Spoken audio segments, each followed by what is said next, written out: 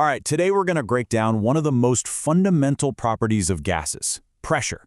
Now, this is an invisible force, but believe me, it shapes our world in some seriously dramatic ways, as you're about to find out. I know, it sounds totally impossible, doesn't it? But you can find videos of this happening. A gigantic solid metal tanker car just imploding, like it's being squeezed by some giant invisible hand. But the thing doing the crushing isn't a monster. It's actually all around us, all the time.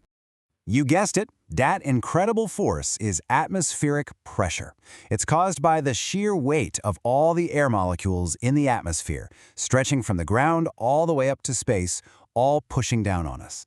We're just so used to it, we don't even feel it, but its power is immense. So, to really get a handle on how that invisible force can crumple a steel tanker, we first have to nail down what pressure actually is from a scientific point of view. Okay, here's the key formula. Pressure equals force divided by area. P equals F over A. And this simple equation reveals something absolutely critical. Pressure isn't just about how much force you use, it's about how concentrated that force is. You can increase pressure by pushing harder or by focusing that exact same push onto a much smaller spot. Let's put that idea to the test. This is a classic question. Picture some thin ice. Who's more likely to fall through? A massive 7-ton elephant or a 120-pound figure skater on those sharp little blades? Now think about it. The answer might not be what you expect. Okay, first up, the elephant. I mean, it's incredibly heavy, obviously. But all that weight is spread out across 4 really big feet. So when you do the math, the pressure under each foot comes out to only about 14 pounds per square inch. And now, the skater. She weighs, a tiny fraction of the elephant. But all of her weight is focused on the razor-thin edge of a single skate blade. And the result? A wild 30 pounds per square inch, more than double the elephant's pressure. The skater is way more likely to break that ice. It is all about force over area. So now that we have a good feel for the concept, let's get into our next section, the language of pressure. Just like we can measure distance in miles or kilometers, pressure has its own set of units, and knowing how to switch between them is super important.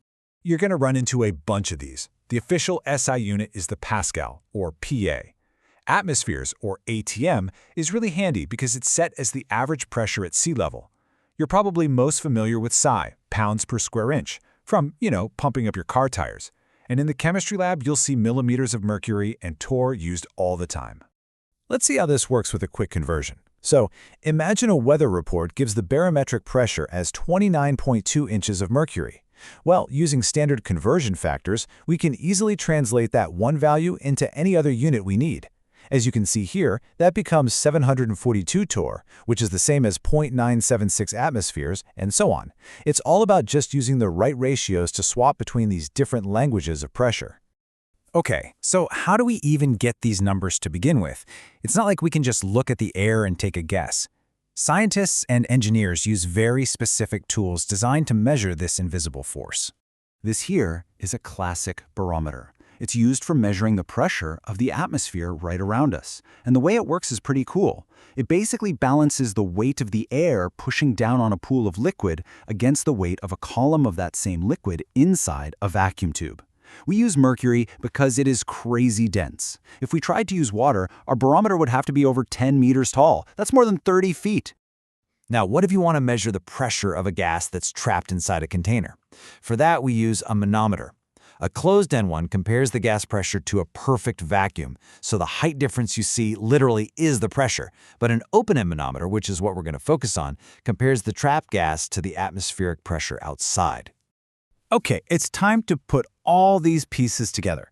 Let's take what we know about units and these tools and actually solve a typical chemistry problem using one of these open-end manometers.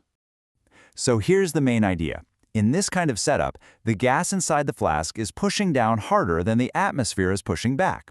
So, to find the pressure of the gas, we just have to add the atmospheric pressure to the extra pressure from that height difference in the mercury column. Simple as that. So, let's say the height difference is 137 millimeters. We take the standard atmospheric pressure at sea level, which is 760 millimeters of mercury, and we just add that 137 to it. That gives us a total gas pressure of 897 millimeters of mercury. But, millimeters of mercury isn't always the handiest unit, so let's convert our answer to atmospheres. To do that, we use the conversion factor. 1 atmosphere is equal to 760 millimeters of mercury. And when you run that calculation, you get the final answer, 1.18 atmospheres. Which makes perfect sense, right? Because the gas pressure was a little bit higher than the standard atmospheric pressure of 1 atmosphere. Look, this isn't just some abstract exercise you do in a chemistry class. Understanding and measuring pressure is absolutely positively critical in tons of fields, and in our everyday lives too. I mean, every single time you get your blood pressure checked, that's a special kind of manometer measuring your systolic and diastolic pressure.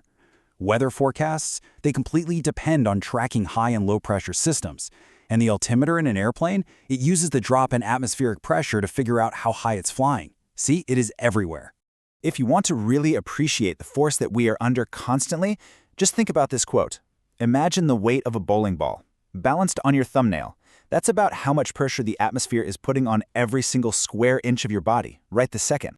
When you really think about it, pressure is just the combined force of trillions and trillions of invisible gas molecules all colliding with the surface. It's an amazing reminder that huge, world-changing phenomena can come from the collective action of things that are way too small for us to ever see.